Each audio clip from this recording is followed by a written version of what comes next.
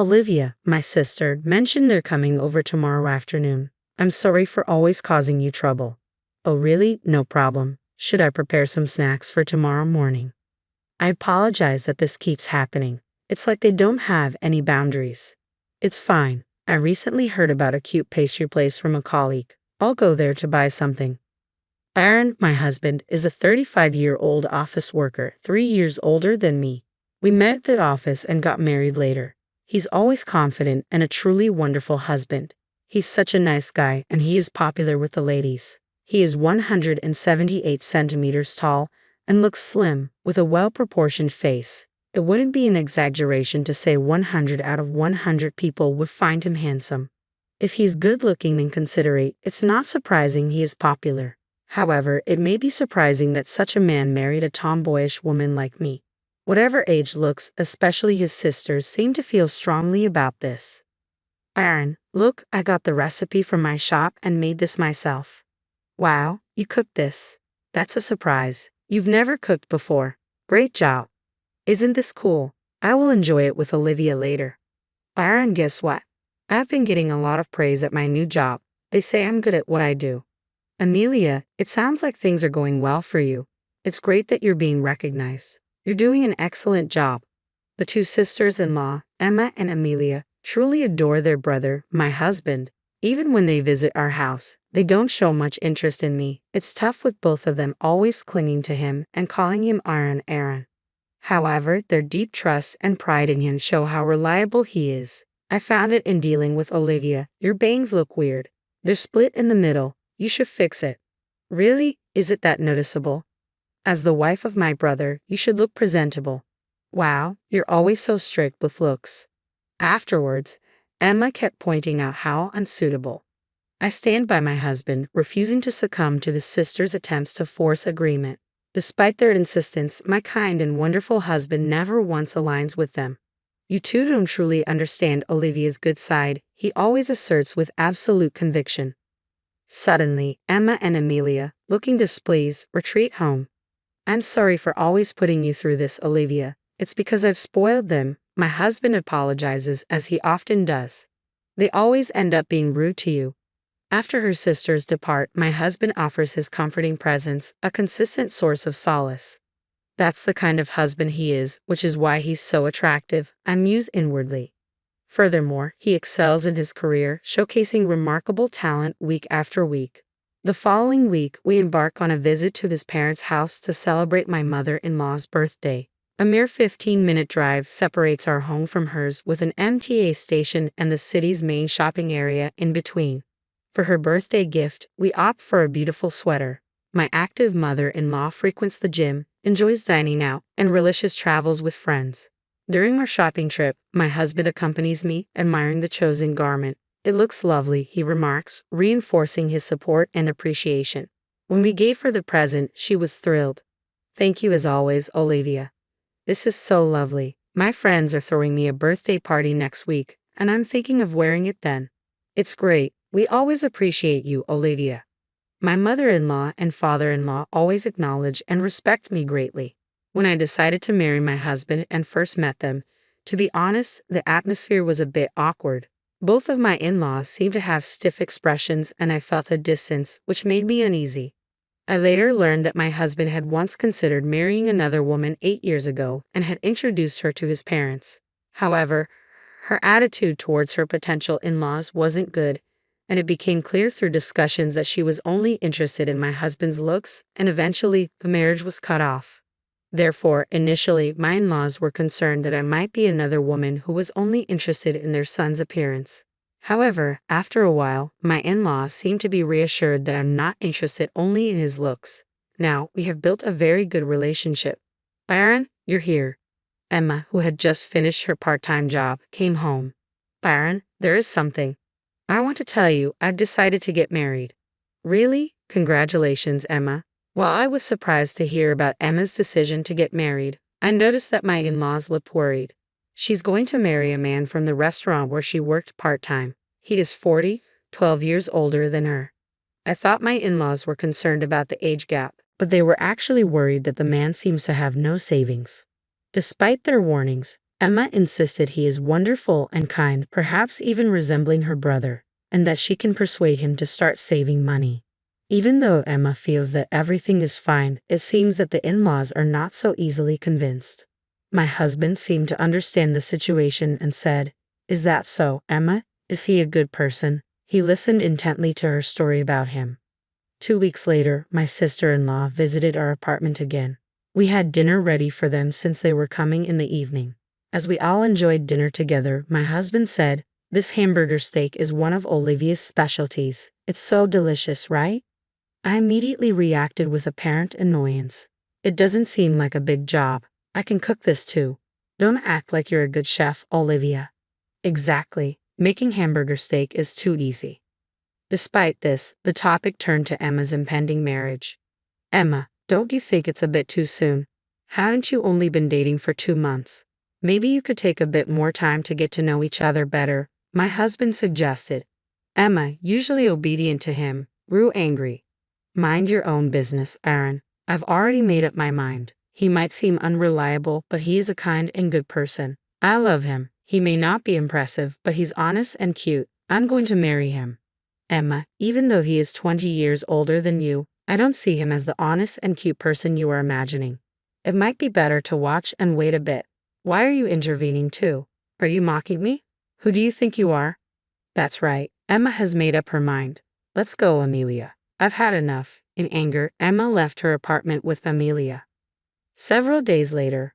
"Amelia, I've come up with something interesting." "What is it?" "Remember last time when Olivia started to act like a big sister?" It seemed Emma was still angry about the advice that I've given her about her marriage. Emma's interesting idea was, one day, I stopped at an ATM on my way home from work. There was a credit card left at the ATM. The card belonged to someone named Isabella Smith, coincidentally having the same surname as me, Smith. A sticker with the PIN number was attached, making the card easily usable by anyone. As I learned to turn it into the police, I constantly ran into my sister's in-laws on my way. "Hey Olivia, are you on your way home right now?" Emma asked. "Yes, I am. It's rare to see you here," I replied. "Olivia, I'm really hungry. Can you treat us to some food?" Emma requested. I was very surprised. This was so unlikely of her. "Really? Of course I would. Let me check with Aaron. Just wait a moment." When I sent a message to Aaron, he replied saying he'd be late and told me to go ahead. "What are you in the mood to eat?" I asked. "I'd like some pasta," Emma said. "Me too. I want pasta," Amelia chimed in. Following their request, the three of us headed to a fancy Italian restaurant. Emma ordered pescatelle and Amelia ordered bolognese. I ordered carbonara. We talked about my husband while eating, enjoying hearing stories of how he protected them from bullies and helped them with their studies. Our pasta arrived, and as we were eating and chatting, suddenly Amelia exclaimed, "Oh, I'm sorry." Some of her bolognese sauce had splashed onto my white shirt, leaving a big stain. "Olivia, you might want to go to the restroom to clean that stain," Emma suggested. "You're right, I should," I agreed. Heading to the restroom, I left my seat with just my handkerchief. By the time I returned as the boss had finished their meals. Quickly, I ate the remaining pasta and we left the restaurant. "I'm really sorry about staining your shirt," Amelia apologized. "It's all right, it wasn't a special shirt anyway," I reassured her. "Thanks for the treat today," Emma said.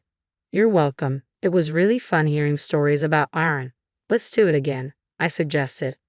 "Yeah, let's. See ya. Take care," they bid farewell. It was so happy to finally have a proper conversation with my sisters-in-law. However, I completely forgot about the credit card I had collected at the ATM. Turns out, Emma had gotten a hold of it. "That was so easy. That stupid woman, she's so clueless," Emma remarked. "It's not like I wanted her to treat us to a meal. She really should have noticed. She said the shirt wasn't special, right? Well, it didn't look expensive. Also, she has a card made under the fake name Mia," Amelia added. "Really? That's suspicious. People say you can judge a book by its cover." "Hey, what if she was a criminal?" Emma pondered. Their aim was not a dinner together, but my credit card. Specifically, Emma wanted to use my card to pay for an extravagant honeymoon. However, I did not have a credit card. But that evening, Emma booked her honeymoon to Hawaii using the card. I discovered it was an extravagant plan involving a stay at a luxury hotel.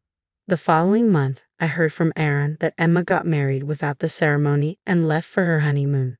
Emma kept talking about marriage, but I thought she was just dreaming. I wonder if she is alright. I have a feeling there's something off about her partner. While having dinner with my husband, I got a call from Emma. As soon as I answered, I heard an extremely excited voice say, "Thanks for the $30,000 gift." "Wait, Emma, aren't you on your honeymoon in Hawaii?" I asked. "That's right, I'm calling from Hawaii right now," she exclaimed. "Sounds like you're having fun, but what do you mean by a $30,000 gift? I paid for this entire animal with your credit card, so you will have to cover the church," Emma revealed. "What do you mean? I used your credit card to pay for everything," she confessed. "What? I don't have a credit card," I exclaimed. "Huh? I thought this card was yours," Emma replied, confusion evident in her voice. After a while, Emma returned from her honeymoon. She was questioned by Aaron and the in-laws for the details, and she eventually spilled the beans. According to Emma, she wanted to go on a honeymoon and also wanted to get back at me for interfering in her marriage. She thought it would be a good idea to pay for the honeymoon using my credit card. She had plotted beforehand, unbeknownst to me, and using the excuse of treating me to a meal, she stole the credit card from my bag. However, the credit card was not mine. Emma committed a crime by unauthorized use of a stranger's credit card, spending $30,000 in total.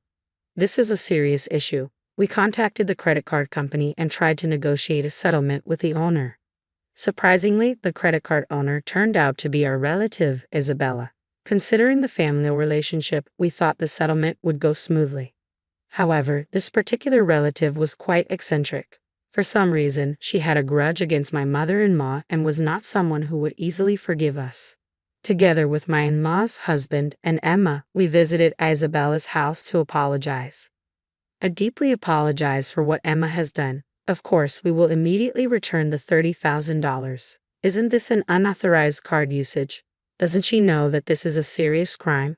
Of course, Emma always acts without thinking of the consequences, and this time she used $30,000. We are truly sorry.